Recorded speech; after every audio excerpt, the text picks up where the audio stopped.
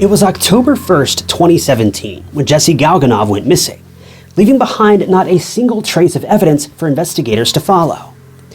Jesse was just 22 years old, and after getting a rough start in life, decided to go backpacking through Peru on a mission of rediscovering who he truly was, and in essence just proving to himself that he could do whatever he set his mind to. But almost immediately after beginning his journey, Jesse went missing. Detectives spent more than a year searching for any clues that could point to where Jesse had gone. But strangely enough, what they didn't find was much more shocking than what they did.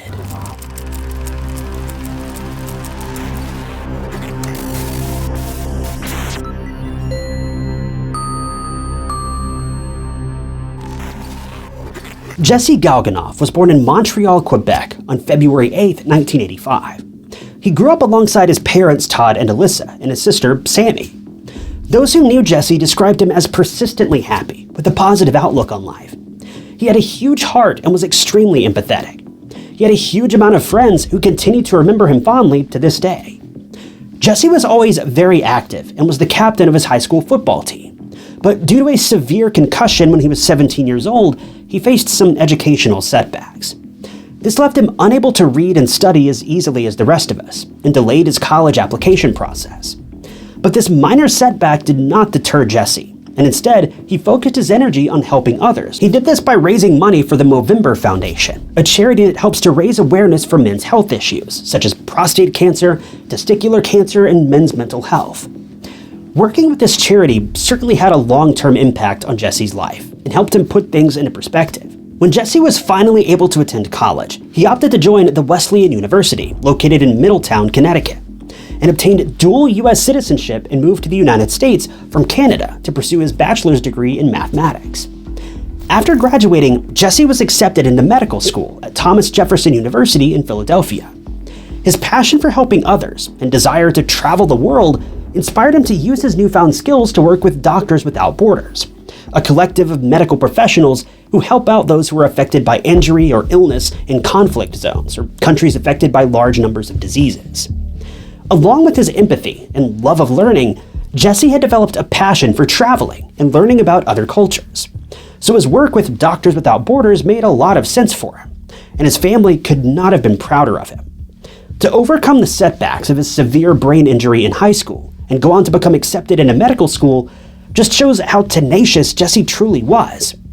His passion for travel and appreciation for other cultures prompted Jesse to take a gap year away from schooling, where he planned to explore new places on an 8-month backpacking trip through South America and then to Asia. Jesse had spent time traveling in the past, previously spending a semester in Prague, as well as taking a 7-week backpacking excursion in Western Europe. Before his trip, Jesse spent considerable time at home with his mom planning out every detail of the trip. He mapped out his routes, planned camping sites and hostels along the way, made lists of supplies that he would need, and ensured he didn't go into the trip without a plan of action for any situation that may arise. He even made plans to meet up with some friends who would be in the areas he passed along the way. Now, if you've never been on a trip like this yourself, it's important to mention that trips such as these give the adventurer the ability to meet with significant self-discovery, while broadening their worldview and allowing them to experience a wide array of cultures, and oftentimes things that take you out of your comfort zone. And this was exactly what Jesse was looking forward to. After healing from his brain injury, Jesse was on a mission to rediscover who he truly was and to never take life for granted again. But unfortunately for Jesse, these plans would never come to fruition.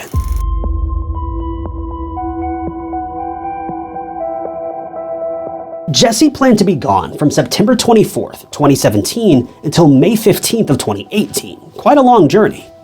The first stop was in Peru, which is in South America, where he would spend time backpacking and hiking trails until heading to Asia for the second leg of his trip in early January.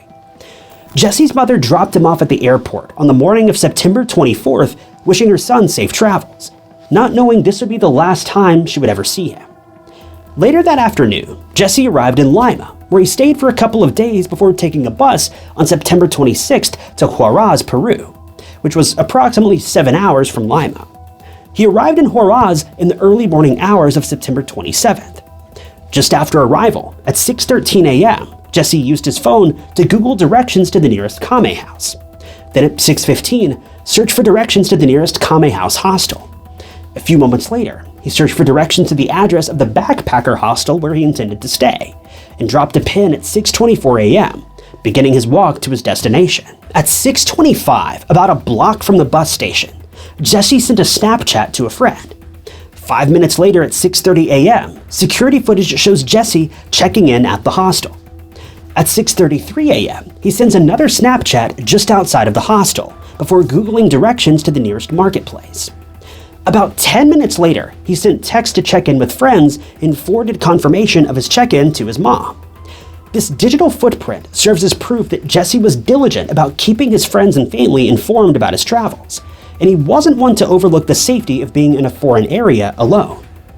The next morning, CCTV footage shows Jesse leaving the hostel at 4:30 a.m. and walking toward an area where people were known to wait for transportation. That morning, Jesse sent a text to his mom about his 4-day excursion. He informed her that due to a lack of cell service, he wouldn't be in touch until October 2nd. Jesse was embarking on a 31-mile hike along the Santa Cruz Trail, a hike he had long dreamed of taking. It's typical for this hike to take 3 to 4 days, so his texts with his mother were perfectly normal and likely meant to keep her from worrying if she didn't hear from him for a few days.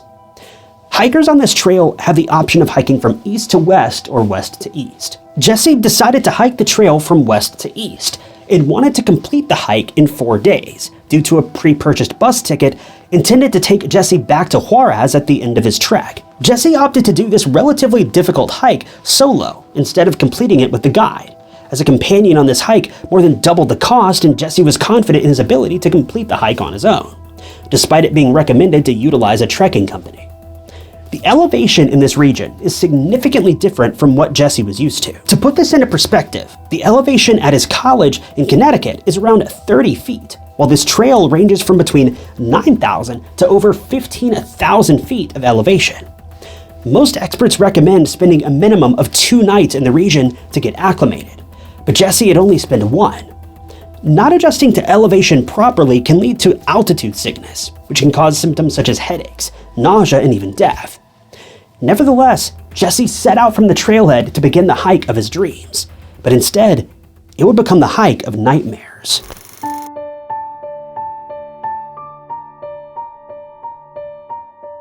Settled in the snow-covered peaks of the Cordillera Blanca range in the Andes, this Santa Cruz backpacking trip is known to be one of the most beautiful trails in the world.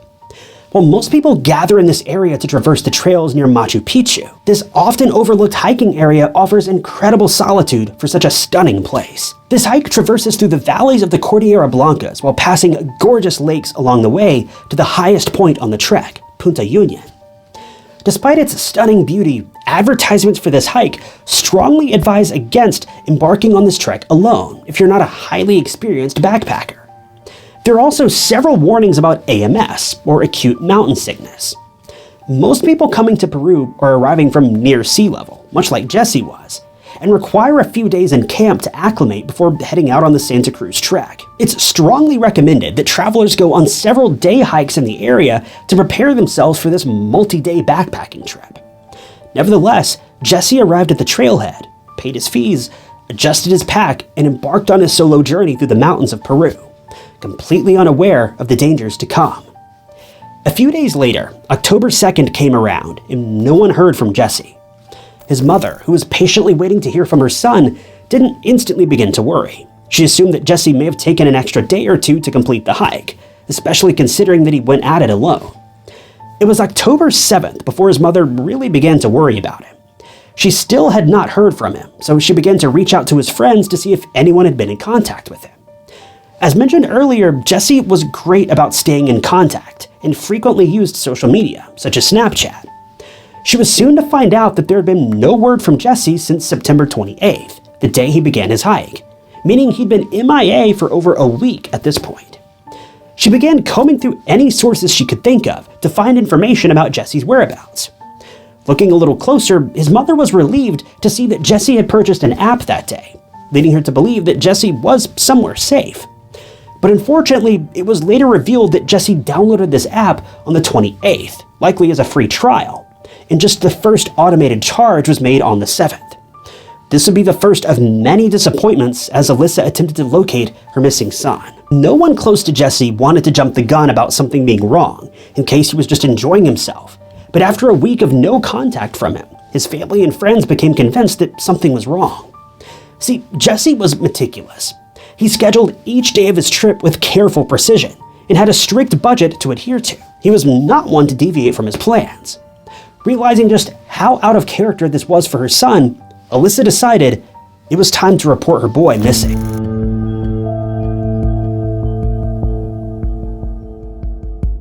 Jesse's mother finally decided to file a missing person report on October 14th, 16 days after he left the trailhead. This report was filed with embassies in Peru, Canada, and the US. She also reported her son's disappearance to the FBI. The same day she filed the report, she also hired a private search and rescue team to help search for him. This team traveled all the way from Mexico City to assist in locating the missing hiker. On October 17th, Alyssa landed in Juarez to search for her son. Authorities in Peru did not have many resources to help her search for Jesse, so most of this landed on her own shoulders.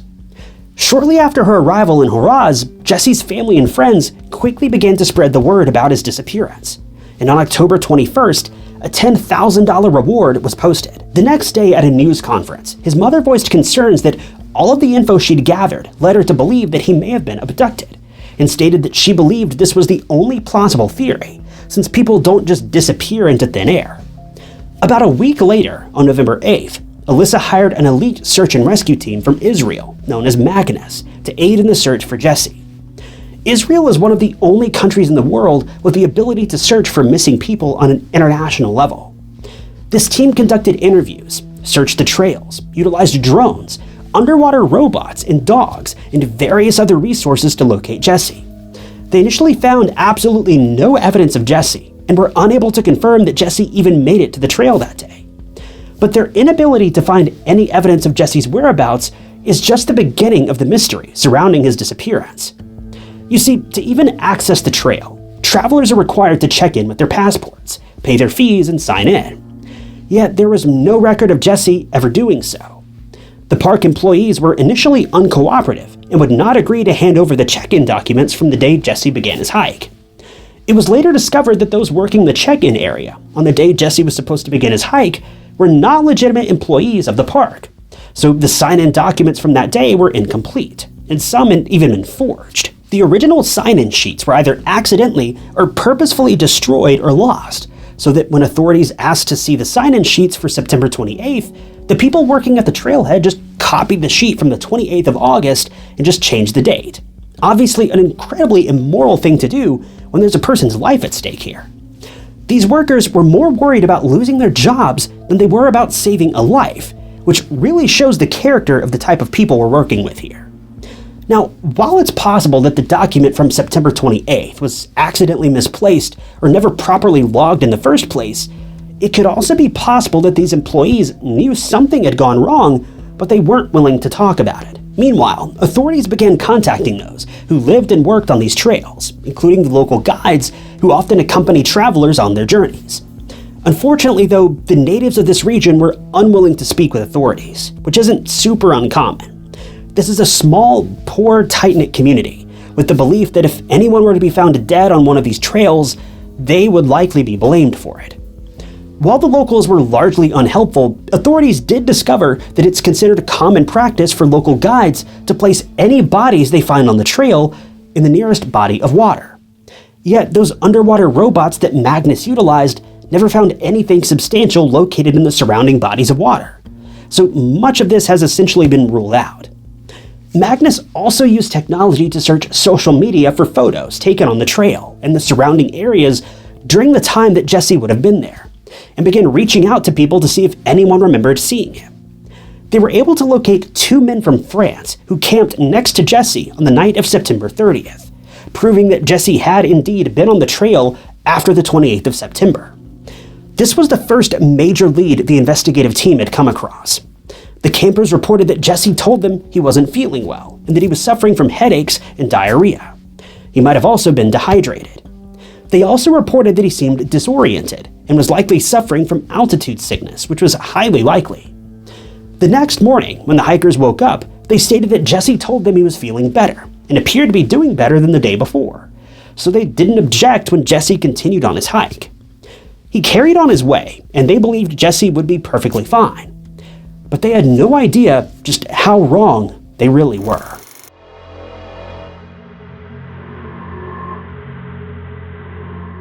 Another group of hikers reported seeing Jesse later on October 1st, shortly after 3 p.m. They reported that he appeared to be sick again and was walking very slowly, about a kilometer from the highest point of the hike. They told Magnus that Jesse asked them where he could find some water and mentioned that he was struggling to stand.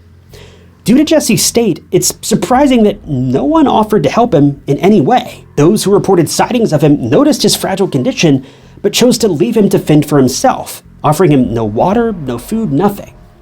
Now, it's possible they didn't have any of these items to spare, but that doesn't make the situation any less heartbreaking. These backpackers were the last people to report seeing Jesse. On November 30th, 2 months after Jesse went missing, his mother, Alyssa, went on global news to highlight the extensive search for her son. She stated she would never stop looking for him and would do whatever was necessary to bring him home. His father, Todd, spent over 9 months living in Peru, spending every day trying to locate their son. He went door to door looking for answers and hiked the surrounding area daily. He set up a website, jesseprotected.com, where he posted updates about his search.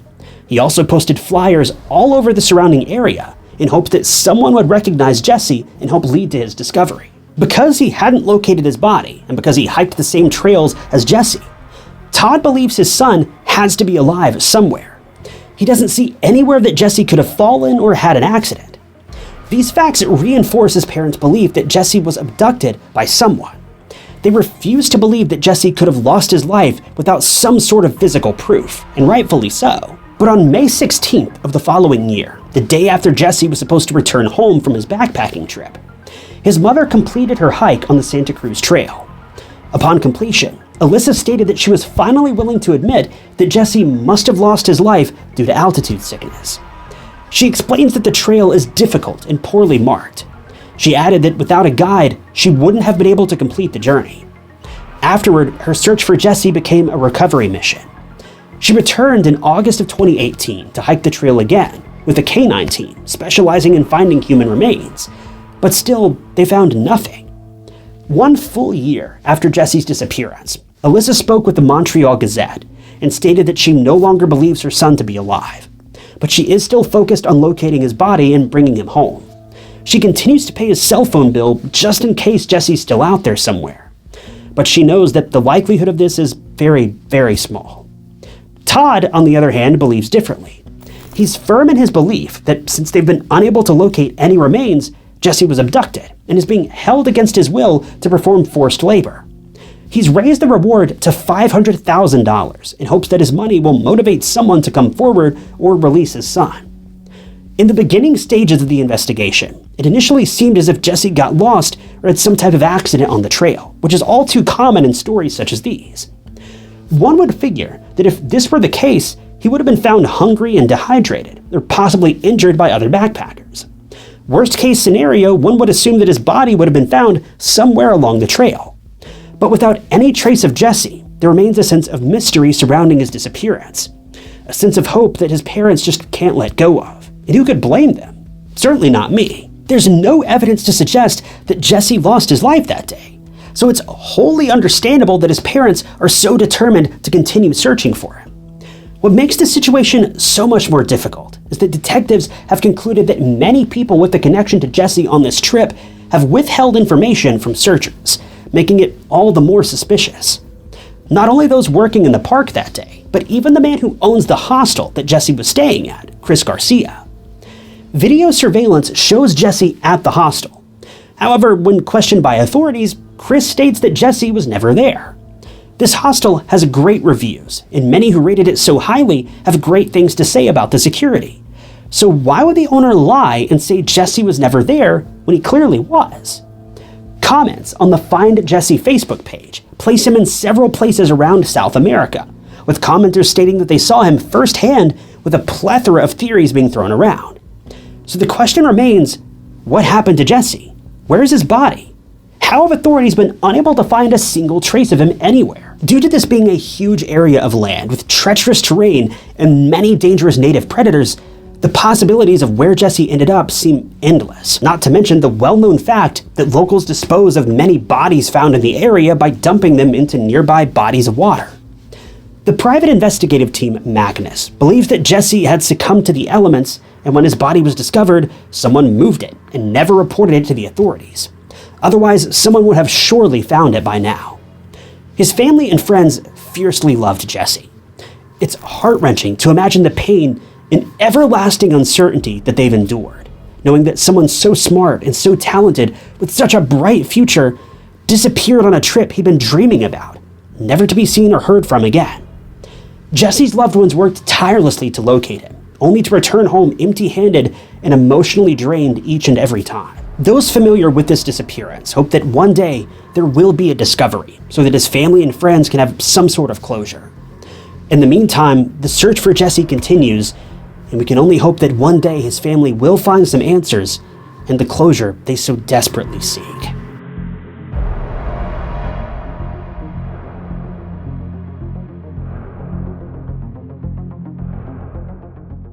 Thank you guys for tuning in to another episode of True Crime Stories. If you enjoyed this video, check out this other interesting case I covered, and don't forget to subscribe. It's totally free and keeps you up to date with all of my future videos. You can also click that join button below to support the channel and see new videos long before everyone else does. But my name is Ty Knotts, and I'll catch you guys in the next one.